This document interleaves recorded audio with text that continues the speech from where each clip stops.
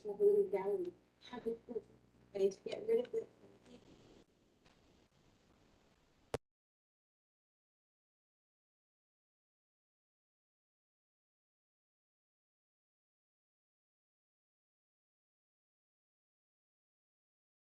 Tina? Yes.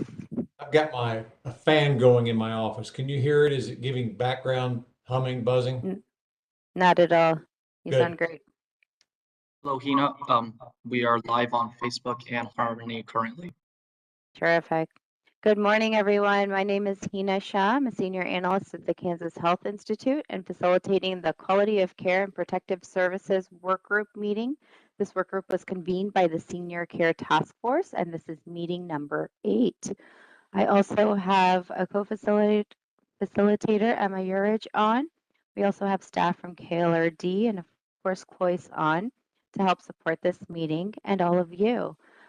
So I do have the agenda up for now. As you remember the process, we've been kind of compiling recommendations thus far and hearing from supplemental experts. Now we're going to look at that recommendation list and start refining and giving it some shape. So I did meet with the co-chairs about a week or two ago, and so we sent you out the preliminary list of recommendations. Since meeting the co-chairs, we've kind of refined them just a tad bit more, so they may look a little different from what you saw about a week or two ago, just slightly, and I'll show you where things were combined.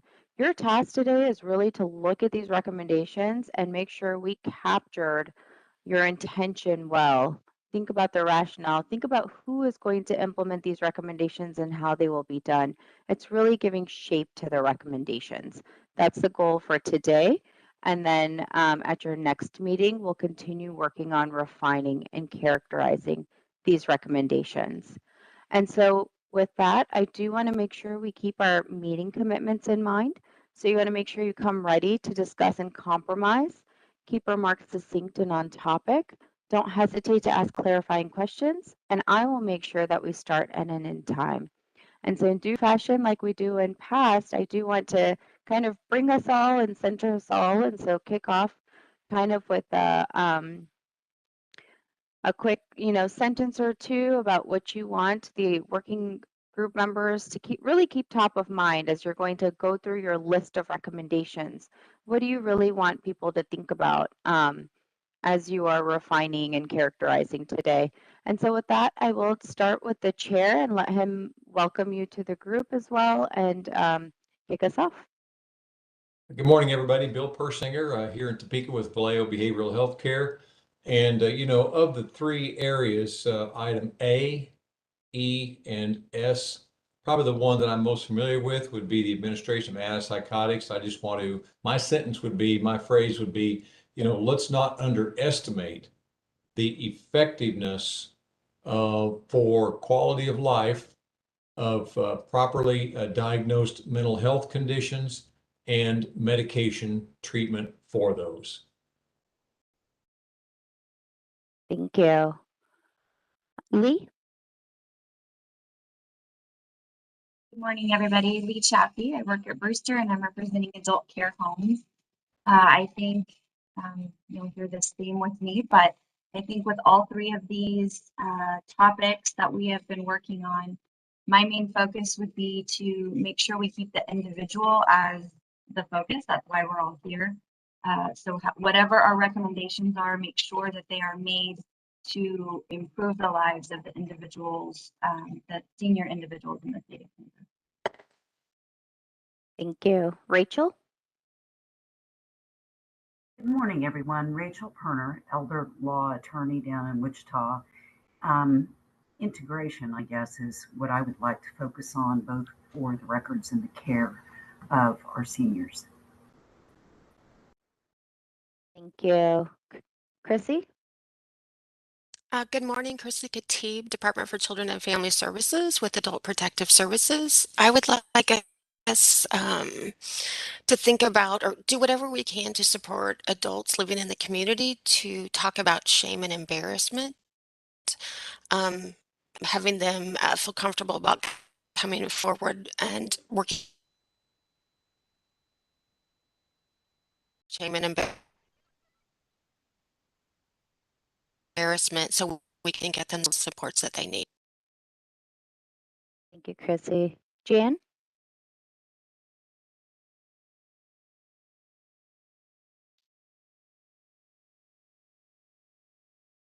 Jan, you're on mute. There you go.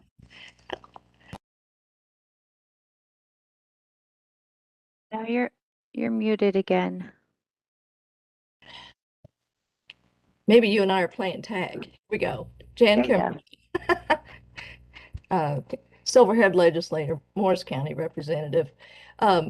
This morning, I hope that we have a focus for a bit about the importance of collaboration of the different agencies that are involved, and this separatist approach that I seem to think is there. Maybe the agencies could work more together for the better services to the persons, to the people, and not so much this interagency things that one doesn't talk to the other and things are missed. And that's probably a lofty dream, but I think it could happen more intentionally. Thank you. Thank you. Carter? Hi, Carter Olson, Administrator in Cloud County. I'm going to steal Bill's common one and say, everybody continue to think about scalability, especially on the note this morning when I woke up stressed about our hibachi trip today. I read about CMS's proposed $320 million decrease in nursing home Medicare funding that could be ruinous for nursing homes. And I want us to continue to think about the way that the federal government is supporting all of us in providers. And I want to think about that when we're making these recommendations, because scalability will apply to us in terms of staff available too, as the staffing shortages continue to increase and get worse for all of us as well. So. Thank you. Tracy?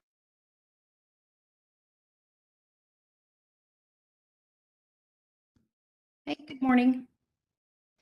I'm Dr. Tracy Davies, nurse practitioner, and I'm affiliated with Washburn University's Program Director for Psychiatric Mental Health Nurse Practitioner Program and Compass Behavioral Health in Dodge City, Kansas, former surveyor and nursing home administrator. And I would like to continue to keep top of mind the right to self-determination, having access to services, regardless of where the elder resides, their ability to have their provider of choice who knows them best, and participate in their treatment, reduce the adversarial process in nursing home regulation, and improve the working conditions in these long-term care facilities so that we do reduce the potential for abuse, neglect, and exploitation. Thank you. Thank you. Deborah? And Deborah, we are just introducing ourselves and then providing 1 to 2 sentences that you want the working group to really keep top of mind, as you are going to be refining and characterizing your recommendations over all 3 topics. Thank you. I'm Deborah Merrill. I'm representing Kansas Advocates for Better Care. And I think top of mind for me in considering the recommendations are the physical health and mental health of residents and elder Kansans. And I agree with some of the people who have previously spoken about the need to talk about each individual's needs, where they can receive services, and how those services can be delivered in the most efficient and cost-effective manner possible, but also to the greatest benefit of that individual Kansan. Thank you. Representative Isa, would you like to introduce yourself and also give a sentence or two? Good morning. I'm having trouble with my video, so I'll keep it short and sweet. I'm Charlotte Isa, representative from the 14th District. Olathe and Lenexa at the moment. It will be just Olathe, assuming the maps don't change. And you guys have said some great things, so I just ditto what I've been hearing. Thank you. All right, so let's dive in then. I share my screen. So again, we have 3 topics that your working group has been working on over the past couple months. You've been hearing from experts, and you've compiled them using that SWOT analysis. And so your 3 topics, just to reiterate, are Administration of Antipsychotics, Safeguards to Prevent from Abuse, Neglect, and Exploitation, and we'll sometimes say A&E for that, and Adult Care Home Surveys and Fines. So we're going to start off with kind of a theme around regulatory enforcement, legislation, and policy under Administration of Antipsychotics. And before we dive into this, there are some consistencies in terms that I wanted the group to agree upon. So while your legislation uses the word antipsychotics, would the group like to be more, like to use a broader term like psychotropic medication as done in 2.1, or would you like to stick with the term antipsychotic medication to be consistent? And this was a recommendation. Yes.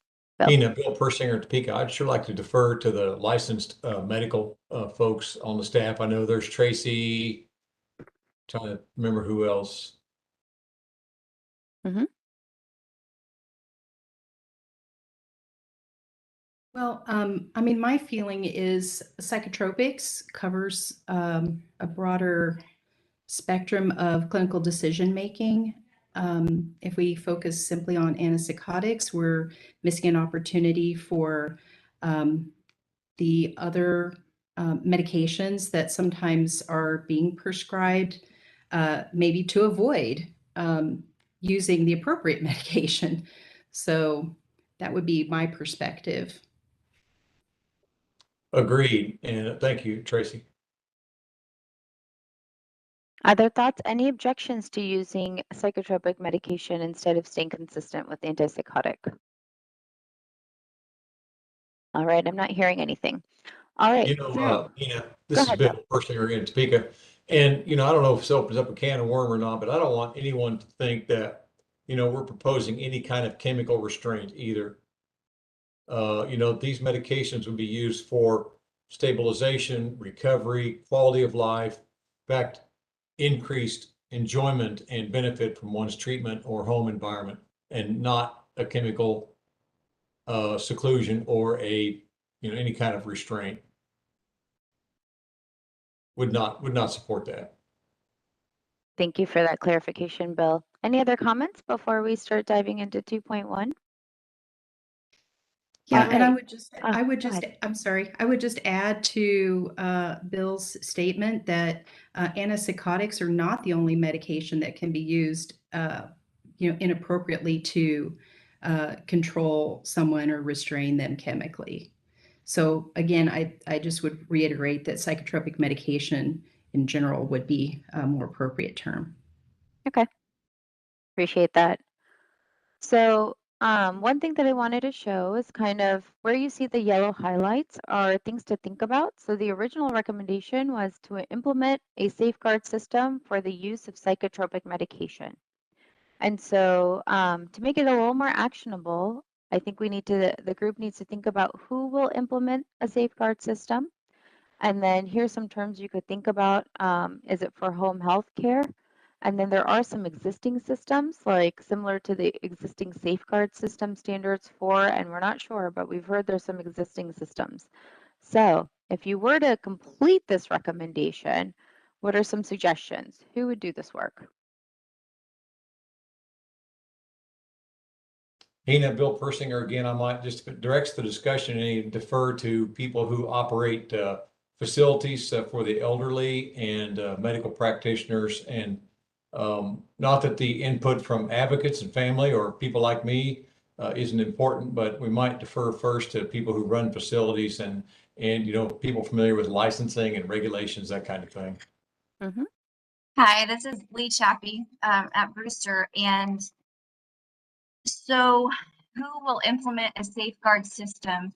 CMS has already issued a robust set of regulatory and best practice guidelines. And so I feel like they have already implemented that safeguard. So I think the question is really who can.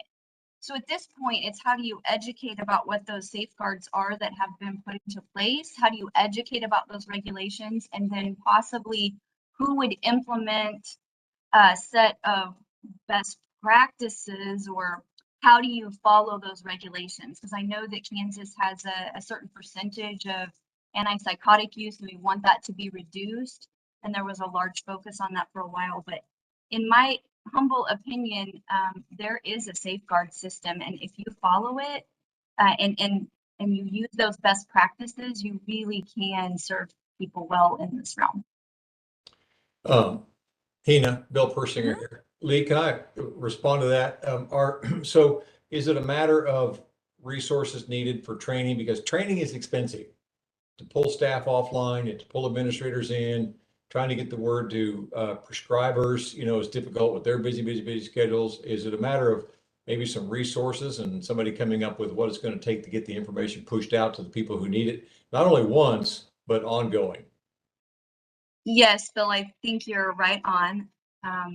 I believe that what Jan was saying in her opening sentence, there are a lot of different entities that contribute to serving seniors with use of antipsychotics. It's not only just nursing homes, but the medical practitioners.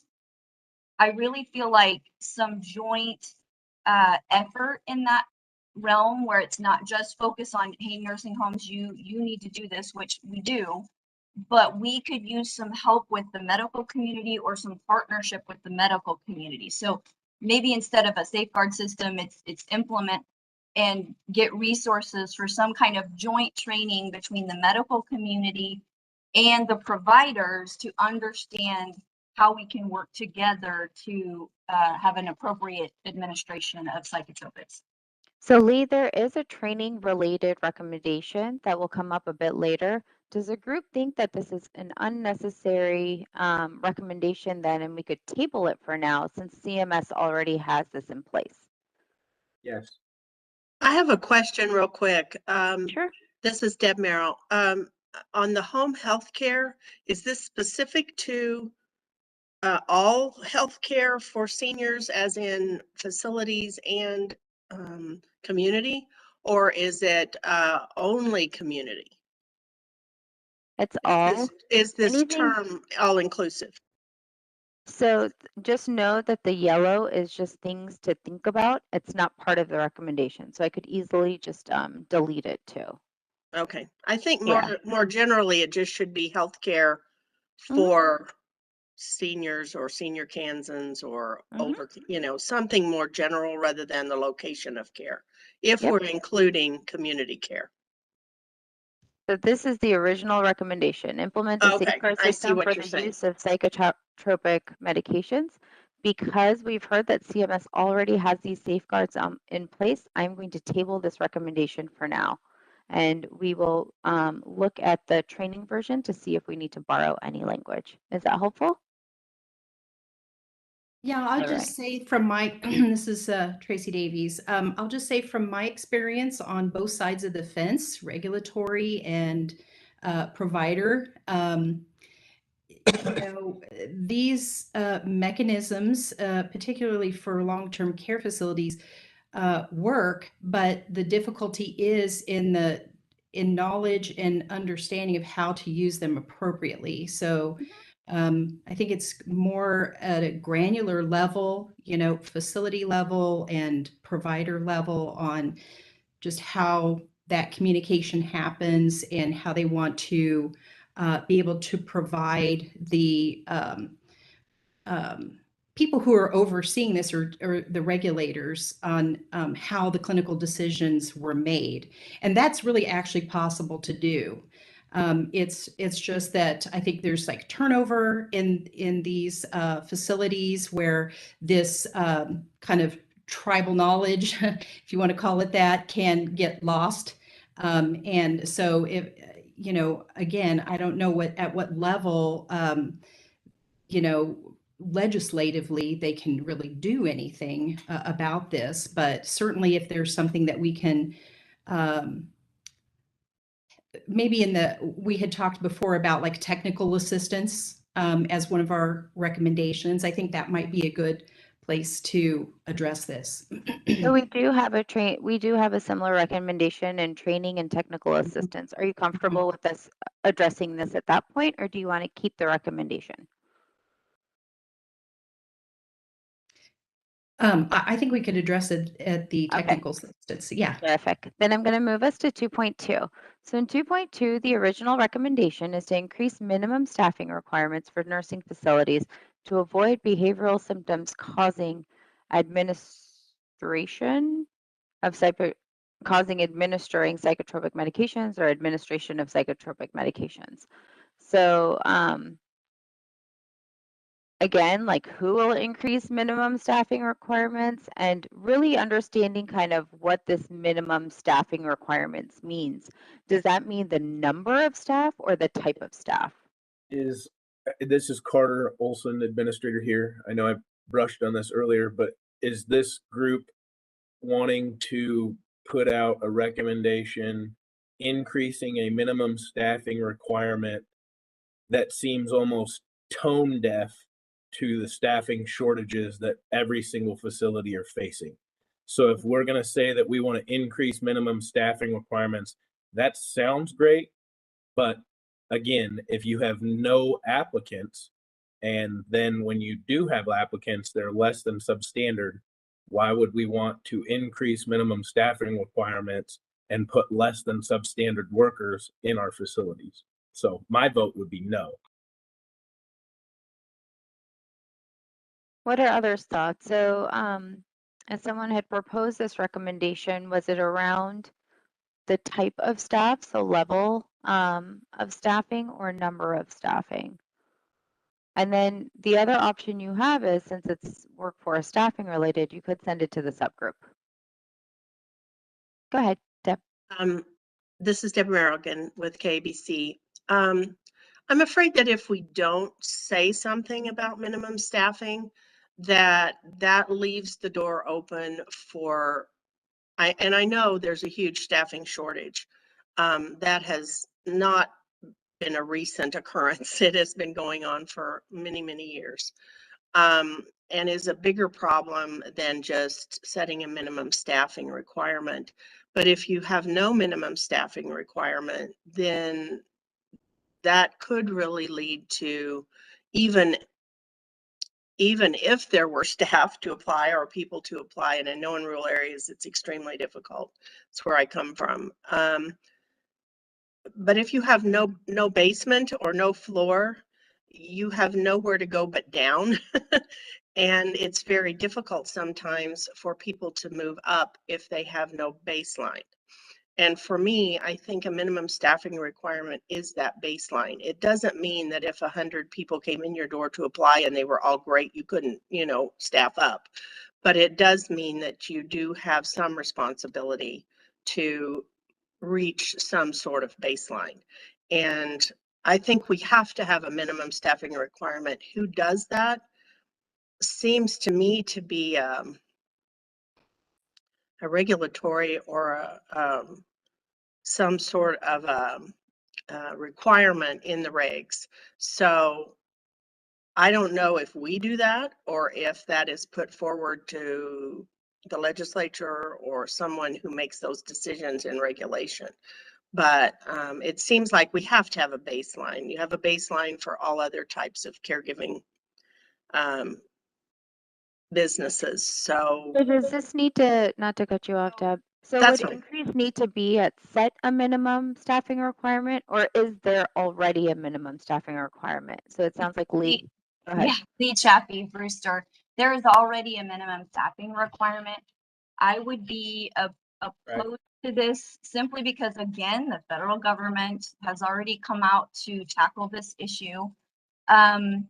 Also, a lot of the homes in Kansas, mine included, if you could study their staffing, we are far at Brewster, and I know many of my peer homes are far and above the minimum staffing requirement already. So there is a minimum staffing requirement. We as providers have committed to knowing that we need more. However, we are all to the point now where our reimbursement structure does not support this staffing increase in what we want to pay our staff. And so I think if we are going to delve into this recommendation, it has to go hand in hand with reimbursement.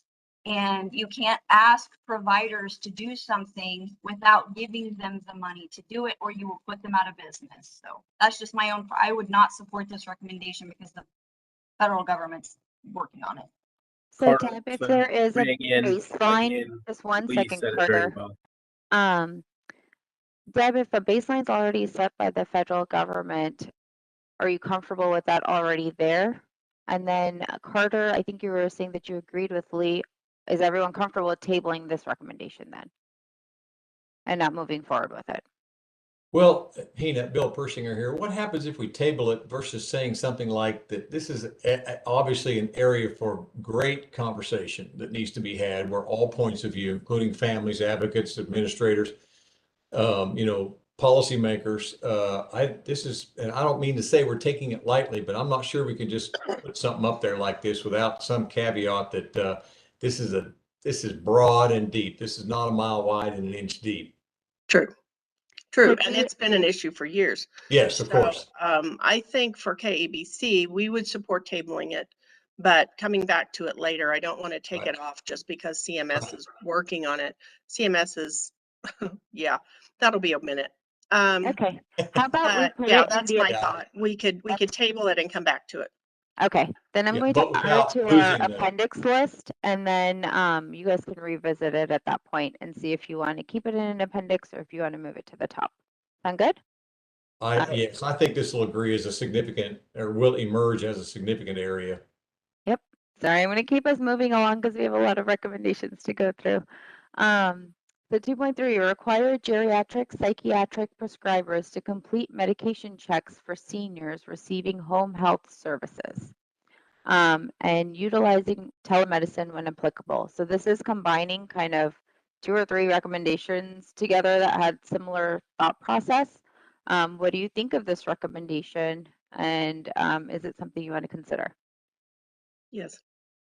And does geriatric psychiatric prescriber, is that the right terminology, or should it be something else? I'm kind of seeing Tracy smile, so I assume you have a better term. I would just say that maybe we could reword it to say that, psychiatric specialist or geriatric specialist can be used. Maybe we can require them to consult, because there's not very many of us around, and so the distribution is so uneven that maybe we could recommend creating a pathway for consultation so that these general providers can access us. Reimbursement can be in place so that we can be provided the time to do that. I know that often I'm just doing that to be helpful, for the providers actually across the state. I'm always willing to talk with them on my own time. And it's very nice and generous of Compass Behavioral Health to allow me to take some time that's not reimbursed. We kind of consider that as a service to the community, but there really isn't much time in my schedule to allow for that. So that would be true for really all of the people who are specialists in geriatric psychiatric prescribing. And so, I think creating some sort of a pathway for the consultation process. And, with the advent of telehealth now being so much more acceptable, I think we can really capitalize on that. So that would be my recommendation. I don't know how you would want to word that. Okay. I apologize. I'm having screen issues right now, so give me 1 second. But I get the concept of instead of having requiring each facility to have a geriatric psychiatric prescriber, having the consultation process in place. And would that be, and is telemedicine one route for that? Yeah, that could certainly help with accessibility. But Okay. again, I don't think we have good reimbursement structures to support that. Got it. Okay. So now I see the issue. Okay. Tina, Bill Persinger. Mhm. So I think everybody probably understands, I don't want to overstate the obvious, but that public policy supporting third-party reimbursement for telemedicine is a paramount issue. And even in some cases, telephone support, where we might not have good internet coverage. There could be a facility or a client or a provider in such a remote area that their internet capacity, even with hotspots and all the other technology available, doesn't have ready access that would support the bandwidth needed for actual telemedicine. So I think it's important that particularly the KDHE, our MCOs and others, and our other state policymakers, continue to support and pay for policies that allow for any kind of virtual treatment, consultation, access to care. It's been so helpful, and the COVID brought us those policies. Those need to continue. So I don't know if it's our place to say that, but I want to say it. So Okay. No, that's helpful. Any other comments on this recommendation? Tracy Davies again. There's already kind of a precedent in a sense, especially in long-term care facilities, for requiring specific consultation. For example, they use pharmacists. That's a required consultation for medication reviews. Social work, if they don't have a licensed social worker and they're using a social services designee. So there is a precedent for that, and I think we could just kind of piggyback this type of recommendation on that. Okay, that's helpful. See, can you clarify? This is Carter here, administrator. So you would like to have providers have a requirement to consult with somebody, even though there's a severe lack of availability in the state for consultation? Yes. I guess my concern is, being a small home on the totem pole here, is how am I supposed to get your time when you said you're already swamped and you said there's not very many of you available? So, well, that part of the recommendation would be to provide those pathways and resources. right. Okay. We will And- amp this up, and this isn't final at this point, everyone. Like, we are just shoring up recommendations, and then you will finalize and prioritize and decide what you want to put forward, if that's helpful.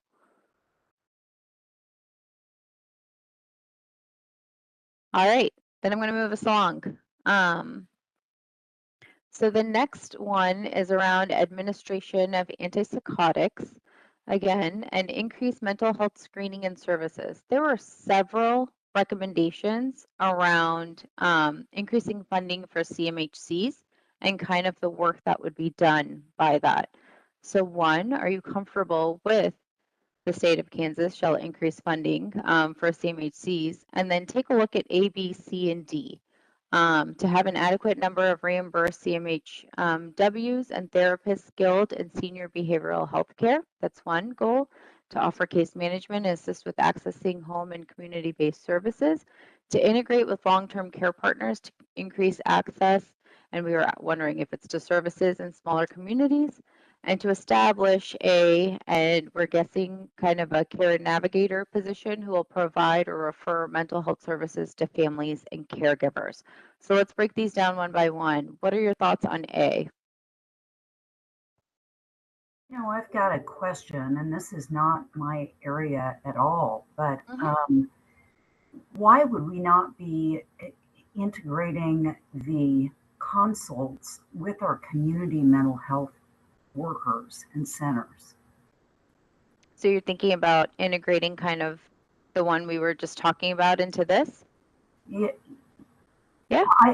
This is not my area, but it seems like you've got a community mental health framework that is out there and in place, whether or not it's working really well. And maybe, you know, perhaps that's a way, because even if you're a small community, presumably you have access to the community mental health center workers. I mean, can they somehow provide the consultation services that Dr. Davies was talking about? Yep. Well said.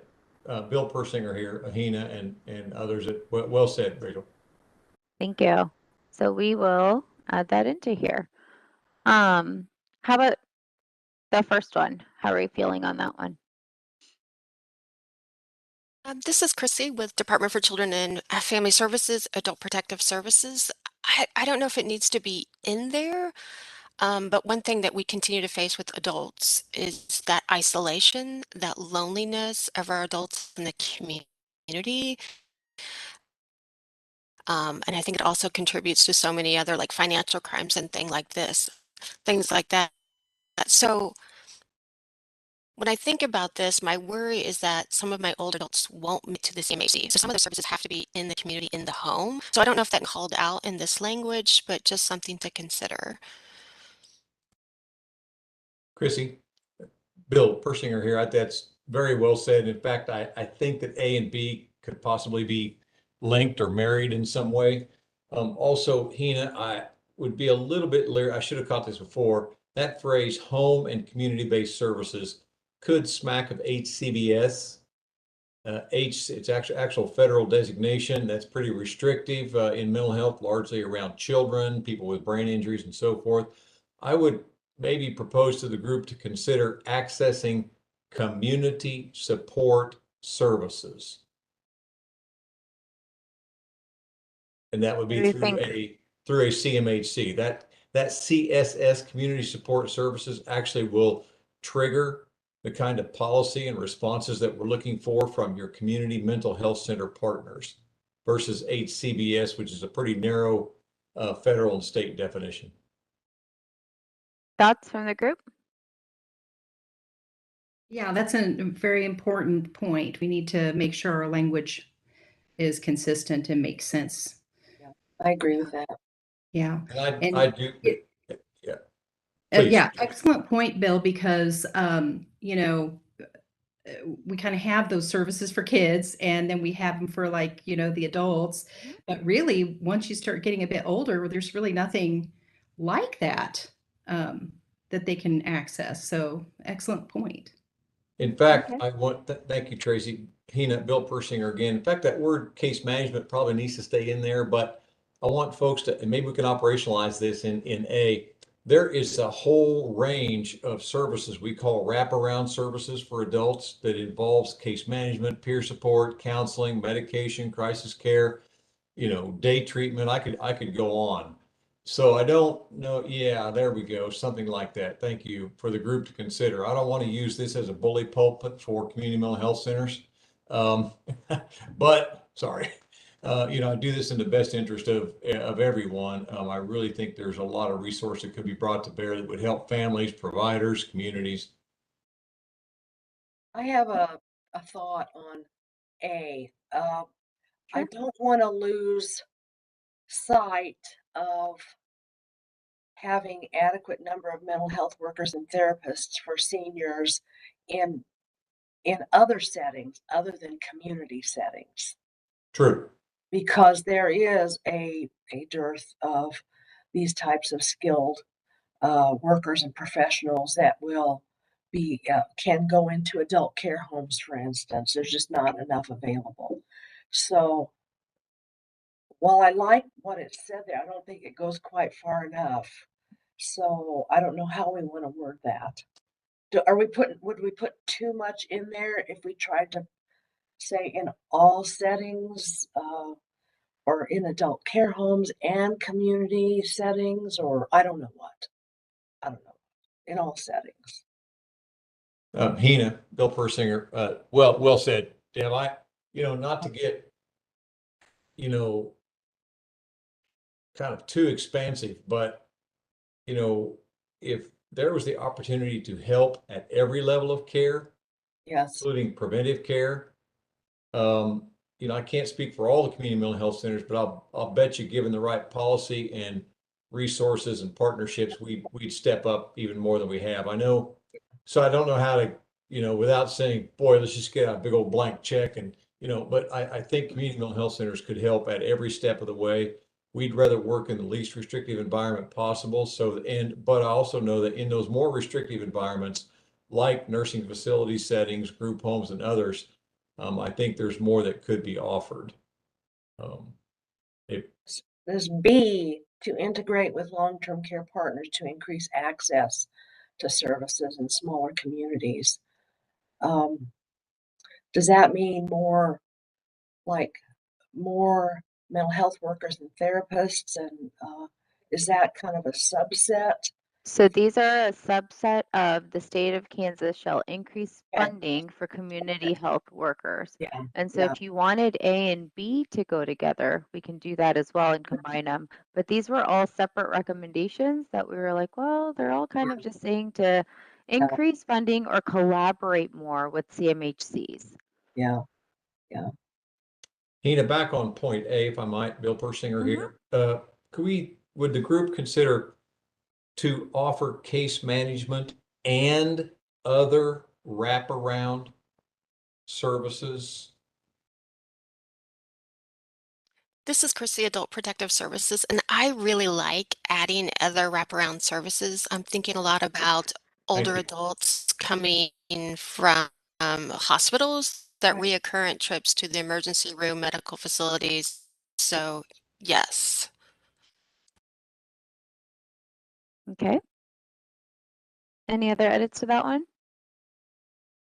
All right, then to integrate with Do we want to long-term. have that phrase community mental health workers or community mental health centers, or is that just a given?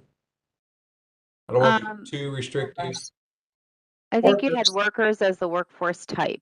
Yeah. And the centers is the overall recommendation. Right. That makes sense to me. Yeah, community mental health workers could get at, Bill Persinger here, could get at case managers, peer support, that kind of thing. We'll have to be really careful with this recommendation because by using the term case management, that is a term that is also linked to the Medicaid HCBS program.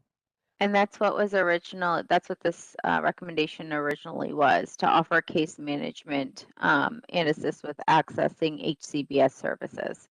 So that was the original recommendation. So we've changed the whole notion. We're not talking about Medicaid HCBS services, which really doesn't have anything to do with mental health. I mean, just specifically directly. What if should we remove case management then? Is that what I'm hearing? I get that, Deborah, Bill Persinger here. I get that. And case management is a term that is used in several different ways. And yes. We could define it in the rationale if that's helpful. We could, in place of case management, use this four-word phrase, community psychiatric supportive treatment. We call it CPST. It's that technical Medicaid word for case management. But I don't, yeah, yeah, I it don't know. also involves other wraparound services. So yeah, I don't know. Don't Okay. want to be too prescriptive because we How all kind about- of get what we're talking about, but Yeah. How about we think about this, and then at the next time that we see this There recommendation, you maybe you've had a chance to really mull on this and wordsmith it then. One last Sure. thought that maybe have as an alternative word care management versus case management. No, you don't like that. Bill no, doesn't like that care management is a specific function of our 3 Medicaid managed care providers, and I'd be sorry, Bill Persinger here. I don't know that. I think that kicks it out of our ballpark up to the payer system.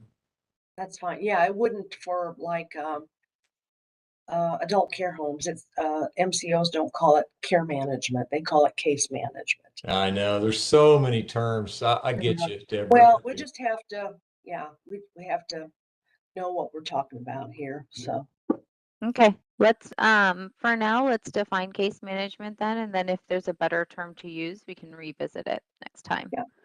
All right, do we still want to keep to integrate with long-term care partners to increase access to services in smaller communities, having the CMHCs do this?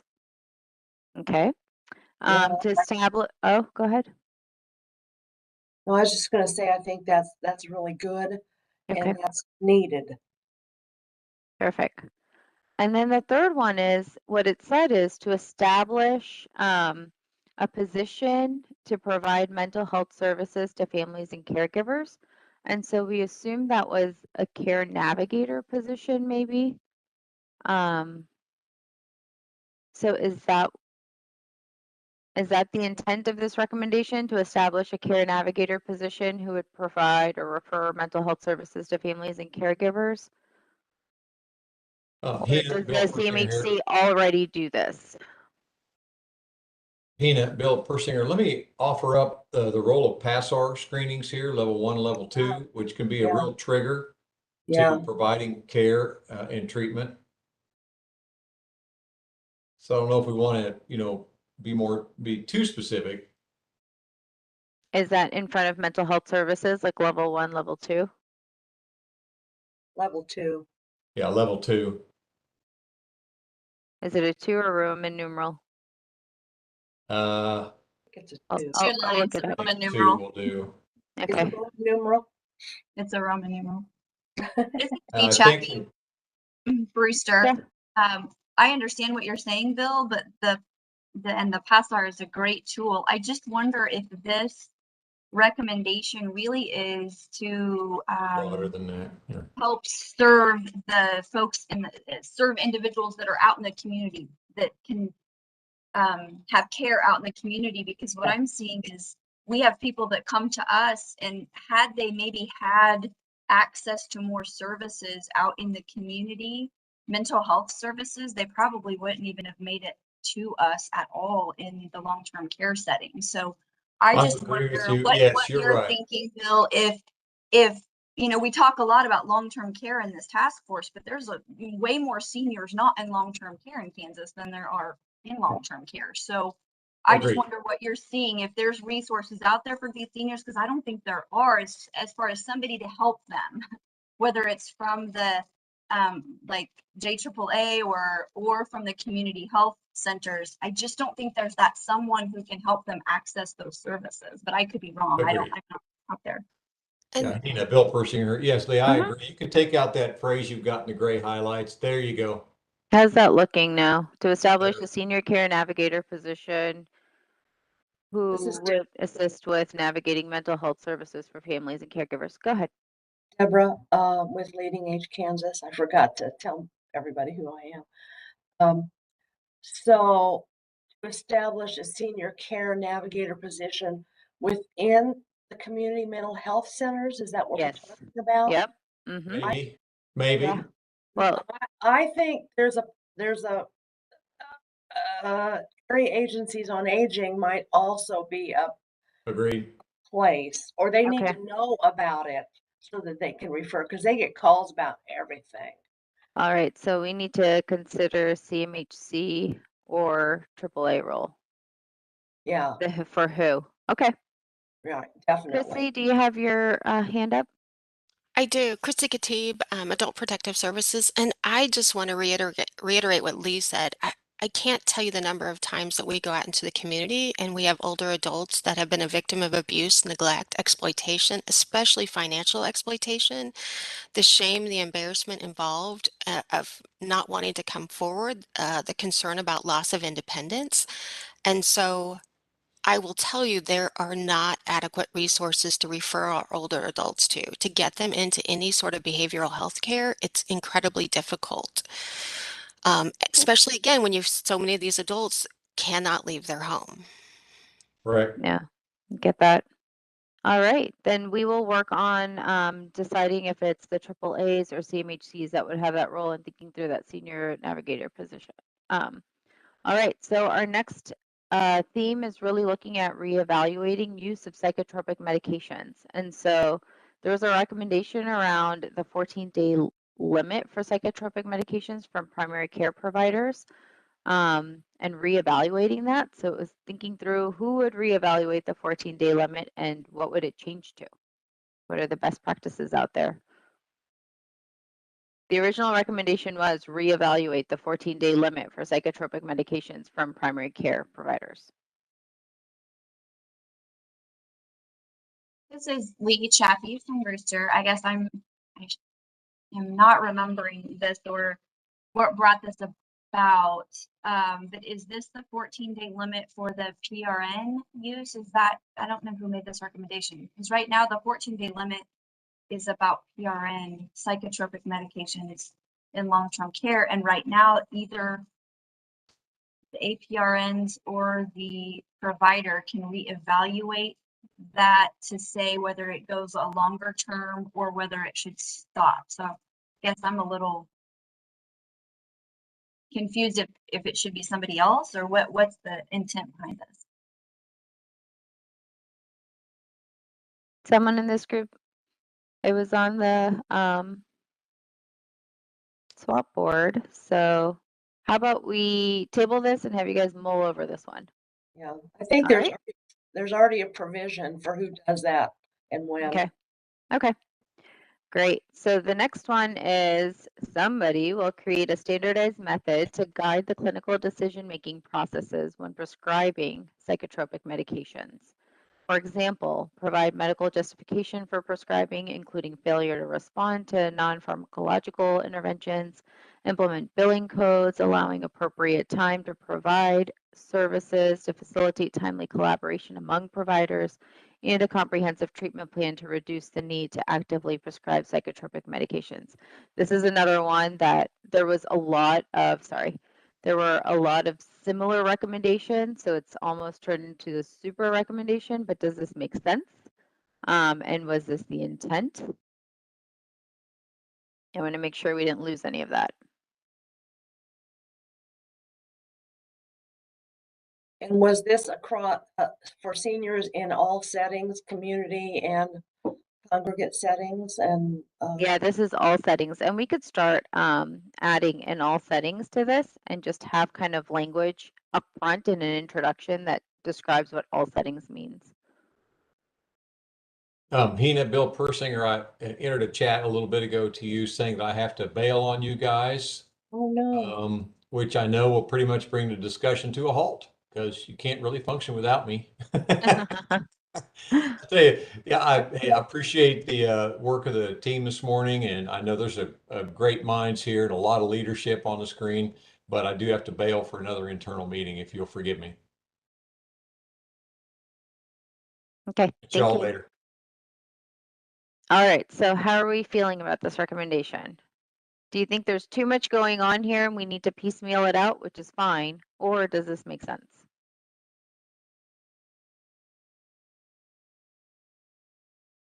Well, I'm sorry. I'm a little confused about this one too, because certainly in skilled nursing facilities regulated by CMS, this is already in the requirements that they have to They have to basically have this. What about in the home setting? In the home setting, I don't know what is. Um, there's nothing that I know of other than scope of practice and clinical practice standards for physicians and things like that. So then is this something that needs to be done just for the homes, the community setting? I mean, I think, you know, if we Go ahead. follow this, I'm sorry, this is Tracy Davies. You know, if we follow the line of reasoning logically, what we're going to end up doing is basically making a recommendation that is going to create a prior authorization type of process that we would have to apply as a provider to prescribe certain treatments. And there are other, actually other countries, European countries and stuff that have these types of things in place. Bureau of Indian Affairs has this kind of a similar process that we go through. And I can tell you that it doesn't work very well. It can limit treatment, and it can also delay treatment. So yeah, without a structure in place, like who would then, Yeah, who would that's be the what we were body trying that to figure out. evaluates that? Yeah. Yeah, is it a regulatory body that would do this? Okay, so let's table this one for now and mull over this one. All right, the next one is provide nursing homes with recommendations for justifying changing medical decisions made by providers. Oh, sorry, let me move this down so you see it all at once.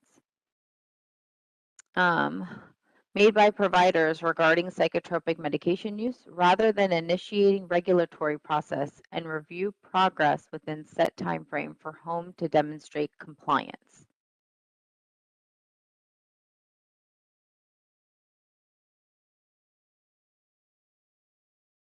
This So is it Tracy sounds- Davies. Go I ahead. have a question. I don't understand the justifying changing medical decisions made by providers. The nursing home doesn't have the ability to make those Right. changes without consulting the provider. The Not sure physician what or that means. prescriber. Mhm.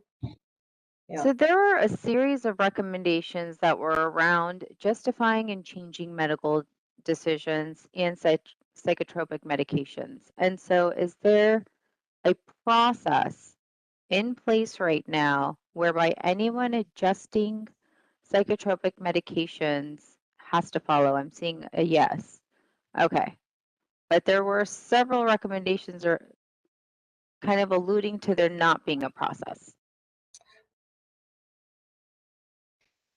There's fairly extensive regulations and guidance to surveyors and best Okay. practice standards out there already. Okay. For nursing homes in particular. Okay. So I What don't. about in the community setting? And maybe that's what this person is getting at, that these same justifications and regulatory process aren't in the community setting. I think the oversight that you have there is that type of psychotropic drug measure that you use within a nursing facility at the MCO level is used at that same MCO level in the community as well. And Okay. that standard is a standard for the MCOs, whether it be in that nursing facility setting or the HCBS setting, I believe. So Okay. that would just be for people whose care is reimbursed by Medicaid. What about Medicare?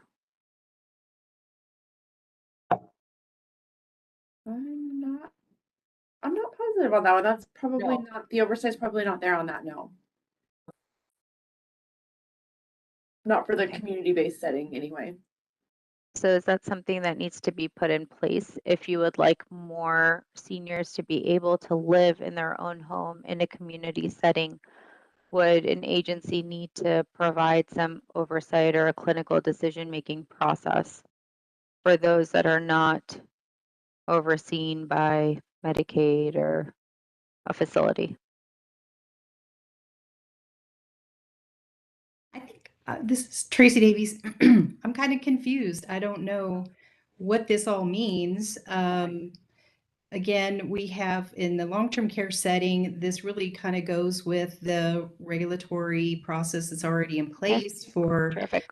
care planning around this, and nobody is allowed to make changes in the medication treatment plan except the provider.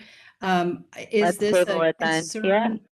I'm wondering, is whoever made this recommendation, is it a concern? Like some of the things that I do see is, you know, one provider, like a specialty provider, has been managing the, you know, psychiatric care of the person, but then another provider, like primary care or whatever, has made a change to the psychiatric treatment plan without any kind of coordination or collaboration. Is this recommendation related to that necessarily?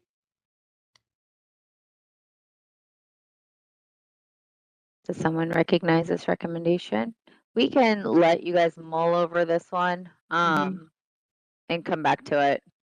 It seems like it's we'll go back through kind of line by line and see if we can weave a thread again. All right. So that is your antipsychotic medication related recommendations. And so now we're going to go to safeguards to prevent from abuse, neglect, and exploitation. So A&E. So here, the first one we have is enhanced safeguards and oversight of guardians, conservators, and paid family caregivers by maybe doing something between DCF, KDADS, KBI that the facilities can contact or the family when questions about appropriate hire may be in question. So A, what are your thoughts on the recommendation? And then B, kind of, do we need to provide rationale on what safeguards? And then is it regulatory oversight? Is that the proper term here? So one, does this recommendation make sense? And then two, what do we need to do? Yeah, I just don't know. This is Deborah at Leading Age Kansas. I'm not sure I understand this. The person who made the recommendation probably needs to give us some more detail about what they mean. Okay.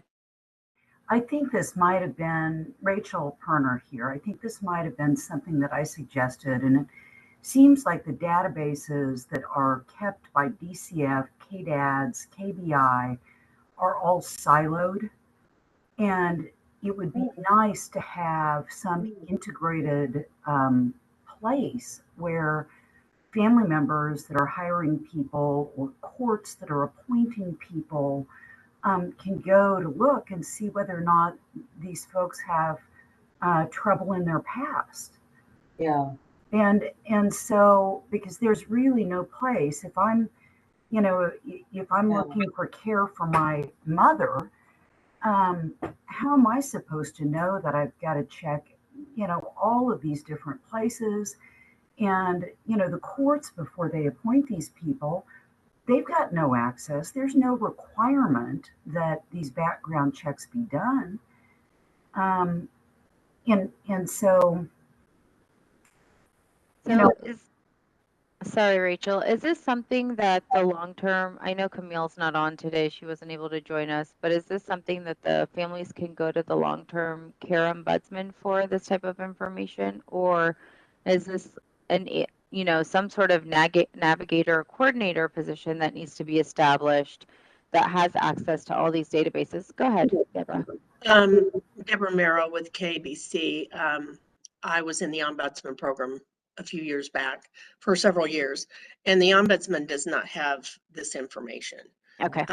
They get information from residents and family at the time of need for that information on who the conservator is or who a guardian is, but they don't have like any kind of database for this information.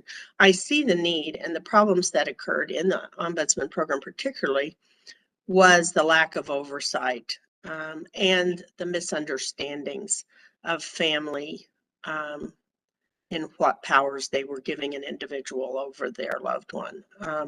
So I think Okay. there is a need of some kind for this perhaps navigator position. I'm not real sure where that person would reside. Yeah.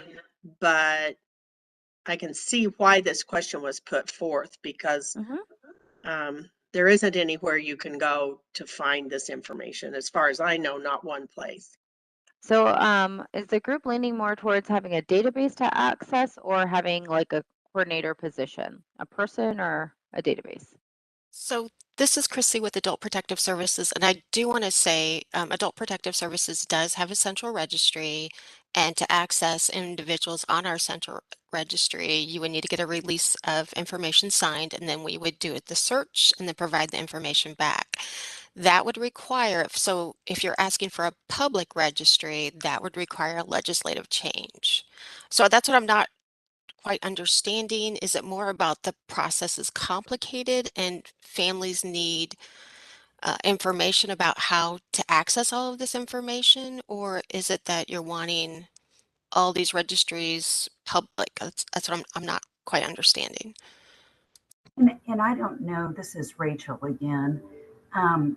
Chrissy, our discussion at an earlier meeting was really helpful for me, but I didn't realize that you've got these different agencies that are out there as pockets that are looking at the different types of workers.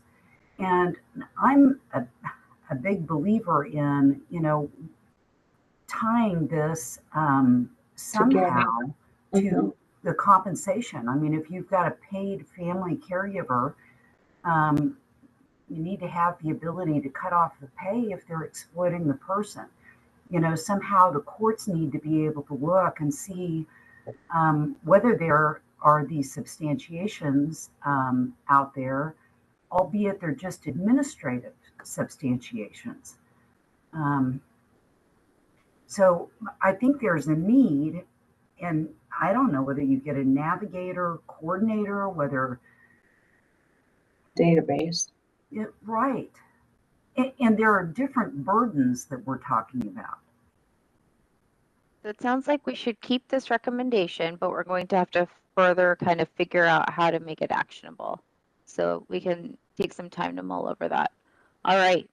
Our next recommendation is increase funding to KBI to perform, it said beyond the surface level background checks. So we were wondering if it's a comprehensive background check or a certain type of background check for employers in a timely manner while prohibiting direct resident care until background check results are available. In addition, provide funding for background checks.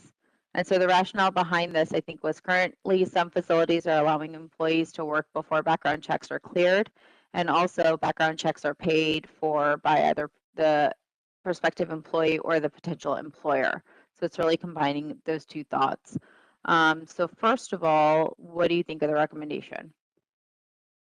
That's behind it. Does it make sense? And secondly, what type of background check is it that is being requested?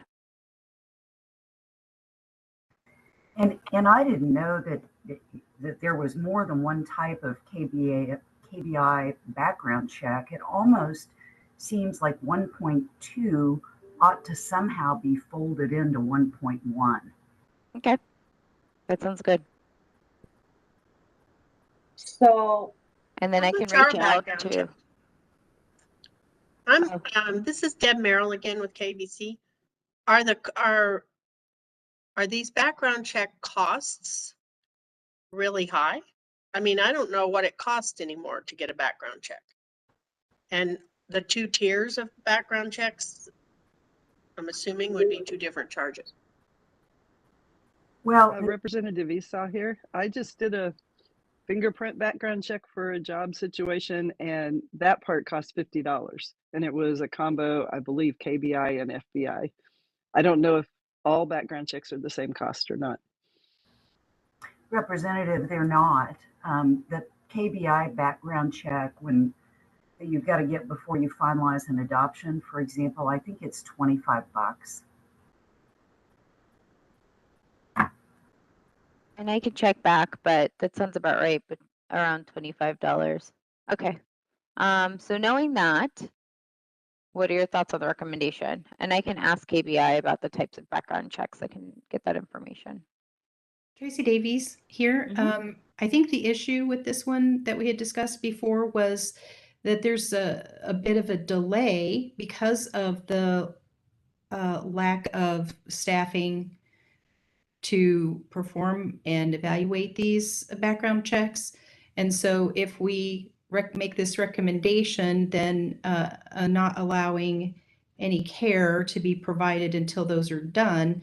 So it's kind of like what, you know, one has to happen before the other.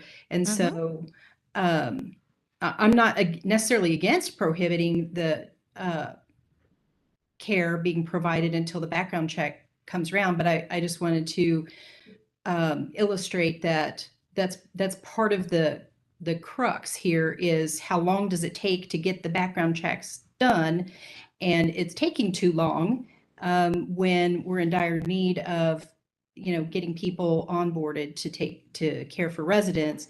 And so I think that's where the funding needs to happen. So we just need to be aware of the consequences of this recommendation would be that there may be a delay in getting people onboarded. I don't know how long it takes. I don't recall from before in our conversation how long it takes, but I think it can take a little while for the more in-depth background checks. Yeah, so I was just getting some information. So cost for criminal background check is $48. And so since they have to do a criminal background check, I'm not sure what the time is, but I can definitely ask KBI what the time is there. So then I'll kind of highlight that portion of prohibiting direct resident care until background check results are available. That was a recommendation proposed by one of the work group members to make sure care is not given before someone is cleared. You also have a few other recommendations around having registries and infractions kind of reported right away. And so we could see if those go hand in hand as well. Lacey, did you have a comment?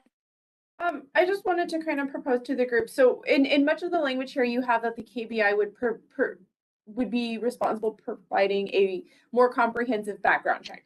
As it currently stands, the KBI's task is to provide a criminal history record check. They don't provide a comprehensive background check. So they would provide any criminal history. So there's no civil or any other, like, say, board or like Board of Hearing Arts, Board of Nursing. None of those types of things are being necessarily checked by the KBI. So when we're making this recommendation, I don't know if we need to be more specific in what our expectations for the background check are, because the information that they currently use is information as far as criminal convictions and adjudications.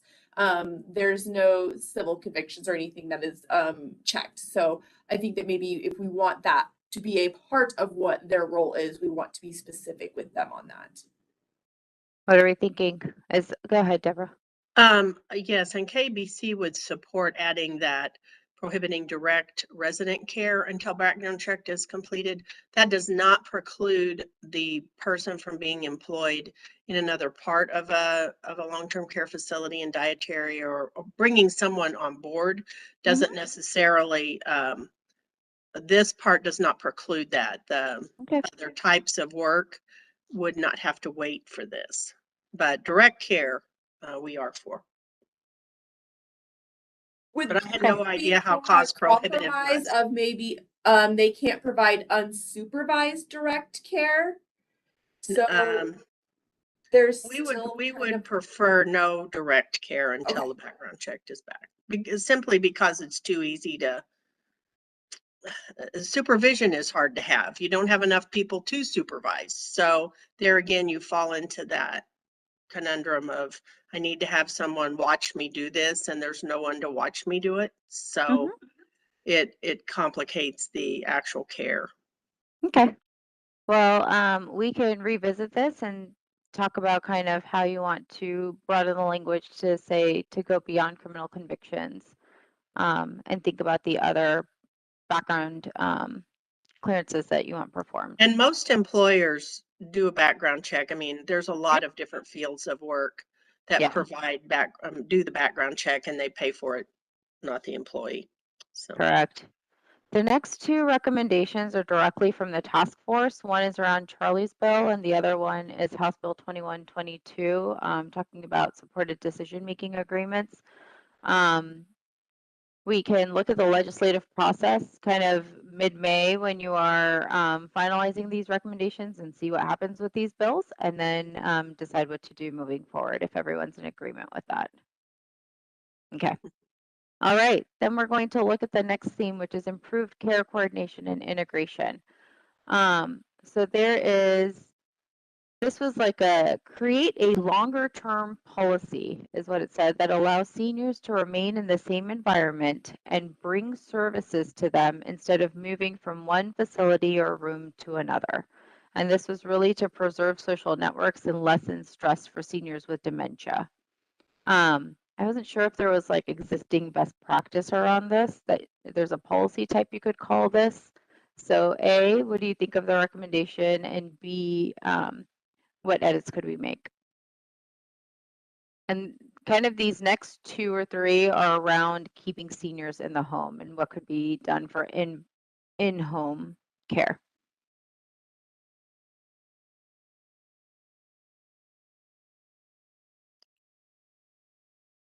Well, from KBC standpoint, we're as concerned as all about the follow-up care of a resident who has been abused or neglected or exploited.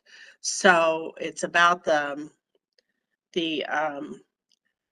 aftercare, if you want to call it that, of individuals who fall into these categories, whether they are in the home environment or in a long-term care environment. So Kind of like that, create an aftercare policy. Because Okay. I mean, the immediate care happens, and the immediate reporting usually happens at some point, but it's the aftercare that kind of doesn't happen, and especially for people with dementia. Well, for anybody, whether they have dementia or not, we're really concerned about the aftercare. Thank you. How do others feel about this? Make sense? Move forward? All right. So the next one is implement billing codes for in-home case management and other supports if you wanted for seniors. And so are there specific billing codes or do they just not exist at all?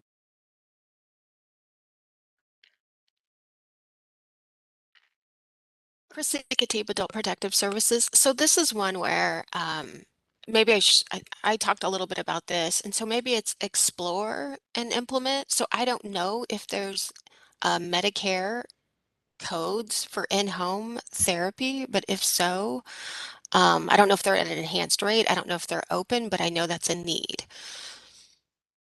Okay. And then is it just case management or did you want to consider other supports or wraparound supports? So maybe that would be part of the explore, maybe assessment. I'm not sure the correct terminology, but are there any of those Medicare or Medicaid codes that we haven't opened up that might be worth exploring? And again, to provide more in-home supports. Okay. All right. Any other thoughts on this? Do we need to tie that into the consultation that we talked about earlier with the mental health care centers? I don't know enough to know how that billing works or doesn't. Yeah. We lost some of our billing people, but I mean, can look into that. If the mental health centers are going to be providing these consultation services, that they ought to be paid for that. All right, so then we'll keep that there. Okay, so our next theme is education and training. So this is that training rec. So we have provide abuse, neglect, and exploitation education. We could add psychotropic medications to this too if you just want a large training one, or keep them separate. For providers, the general public, law enforcement, and any other stakeholders you can think of, education will be administered through and also will cover person-centered, practices to prevent and identify abuse, neglect, and exploitation and ensure human rights. So there was one recommendation around this that was talking about peak and using that to provide provider education. But there are a lot of education related recommendations. So if this isn't the language you like, what exactly is the intention behind the education? I know there was some with psychotropic meds. Go ahead. Yeah, sorry, this is Lee Chappie. If I remember correctly, this conversation maybe came from out in the community where they were wanting to make sure first responders were educated on A&E and basically more general public. I don't know if the PEAK program would have any. The PEAK program is really specific to long-term care, but they are a program that can do person-centered practices. But if I remember correctly, and somebody can tell me if I'm wrong, but this was really to make sure first responders and any of the services in the community that would go into the home could recognize and understand the importance of reporting A&E. Okay, so not necessarily providers. We're thinking more general public, law enforcement. Yeah? Mandated reporters. Yeah, sorry, I was on mute and didn't realize it. Yeah, I think that was the intent on this one. I agree with Leah that this was more towards raising awareness in the general population and educating, like she said, first responders, people, emergency room folk, the medical community, although they are trained, it is something that they may not see much, and so additional training is good. And then tracking, what happens after is what we're also worried about. I would not support adding psychotropic meds and no, this will be a A&E separate one. together. Yeah. I think the education Separate. for these two are big enough individually to not put them together. They're No, that makes big sense. topics And just then by the themselves. provider education through the PEAK program, does that have the person-centered practices, or do you want the general public to also have to learn about person-centered practices? You know, it's Rachel. For the education component, I do think that it needs to be the mandatory reporters that are out there, which is going to include banks. And, you know, some of the other team members can weigh in, but it is not uncommon for nursing homes to be on the front lines of financial exploitation because you know, daughter is stealing mama's money and not paying, not paying the nursing home bill. And so I'd like to not just see law enforcement and ER. I think that it's people that interface that have an opportunity to put an end or at least report suspected abuse. Okay. I would agree. Perfect. And we can talk about who would provide this training unless you have ideas right now. Okay, well, think about the who. All right, the next one is look at options to support training and framework for person-centered planning, especially for those with dementia, where an individual's own wishes, strengths, relationships are respected. Then technology and community support we can all access are considered before we apply paid eligibility-based services. This is from the task force.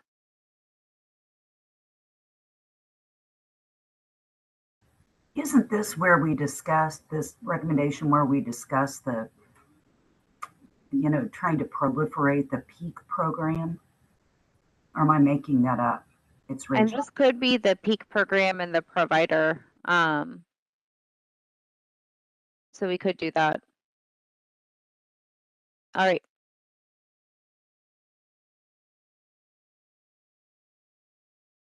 Okay. So we'll look into that. All right, next one is looking at multi-agency approach. So it The recommendation is integrate direct care worker registries for the consumers and courts, increase accessibility, and review and provide avenues for information sharing with the public. This one kind of goes hand in hand with that earlier one with the registry, but if it's different, let me know. I think it's duplicative. I think that the idea behind both of them are let's get a clearinghouse. Okay. All right, then we've already discussed that one. Any other thoughts before I move us? All right, the next one is conduct a statewide needs assessment of older adults in the state of Kansas using data from multiple systems.